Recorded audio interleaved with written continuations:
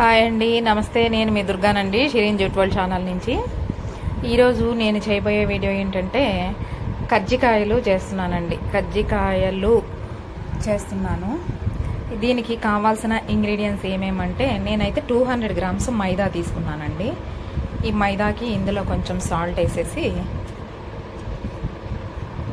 ఇందులో కొంచెం నేనైతే నెయ్యి వేసే కలుపుతానండి.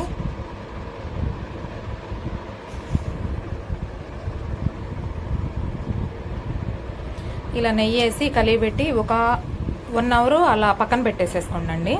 అలాగే ఇందులోకి కావాల్సిన ఇంగ్రీడియంట్స్ ఏమేమంటే ఇప్పుడు నెయ్యితో కలుపుతాను కదండి, మళ్ళీ అందులో కావాల్సిన ఏంటంటే కాజు, పల్లీలు,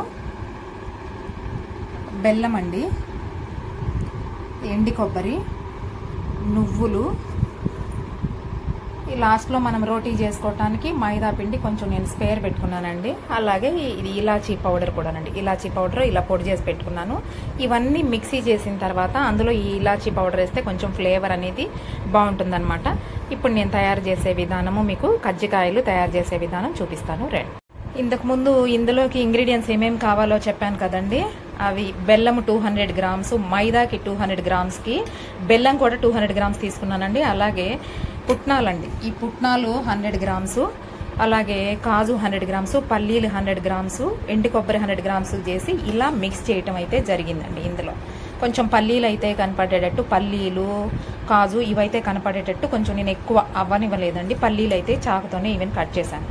అలా చేసుకున్న పౌడర్ని ఇప్పుడు మనం ఇందులో పెట్టి నేనైతే రోటీ చేసి పెట్టుకున్నానండి. ఈ కజ్జికాయల చెక్కలో వేసేసి నొక్కాలన్నమాట. ఇప్పుడు మనం రోటీ చేసి పెట్టుకున్నాం కదండి, ఆ రోటీ చేసి పెట్టుకున్న దాన్ని ఈ కజ్జికాయల చెక్కలో వేసి ఇలా కొంచెం ప్రెస్ చేసుకోండి. చేసుకుంటే చక్కగా ప్రెస్ అయిపోయింది కదండి, ఇలా నీట్గా వచ్చేస్తుంది అనమాట. ఇలా వచ్చిన దాన్ని మనము బాండిన్లో వేసేసి చక్కగా కాల్చుకుంటే కరకరలాడే కజ్జికాయలు రెడీ అవుతాయండి. చూసారుగా మీరు కూడా దీనికి సంబంధించిన ఫుల్ వీడియో కావాలంటే మీరు షిరీన్ జూట్ వరల్డ్ ఛానల్ని సబ్స్క్రైబ్ చేసుకొని ఫుల్ వీడియో అందులో చూడండి. ఇప్పుడు ఈ కజ్జికాయలకి రోటీ అనేది చేసుకుంటున్నానండి నేను. ఇది చూడండి, ఈ రోటీస్ ఇలా చేసుకున్న తర్వాత ఎక్సెస్ పెట్టుకొని ఇందులో అయితే వేసుకున్నాను కదా, నేను ఇందాక తయారు చేసి పెట్టుకున్న పౌడర్ అయితే కనుక ఇందులో వేసేస్తానండి. వేసేసిన తర్వాత దీన్ని ఇలా ప్రెస్ చేసేసుకోండి. చేసుకున్న తర్వాత ఎక్సెస్ ఉంటుంది కదా, ఇది కట్ చేసేసుకోండి. ఇలాగ చేతితో తీసేసుకుంటే వచ్చేస్తుంది అన్నమాట. ఇది విప్పకపోతుందన్న భయం ఏమన్నా ఉంటే కనుక మీకు కొంచెం ఏం చేస్తారంటే ఈ చివర్లకు ఉంటాయి కదండి, ఈ చివర్లకి నెయ్యితో ఇలాగా ఇది చేసుకోండి. నెయ్యిని ఇలా అప్లై చేయండి చెక్కకి. అలా అప్లై చేస్తే అప్పుడు అనేది కజ్జికాయ అనేది మనం ఇలా ప్రెస్ చేయగానే తీసిన వెంటనే నీట్గా వచ్చేసేయడం జరుగుతుంది అన్నమాట. ఇలాగా నెయ్యితో అప్లై చేసుకోండి. అప్పుడు మనకి చక్కగా ఇది కజ్జికాయ అనేది రావడం జరుగుతుంది. ఇలా తీసిన దాన్ని మనము బాండింగ్లో వేసేసి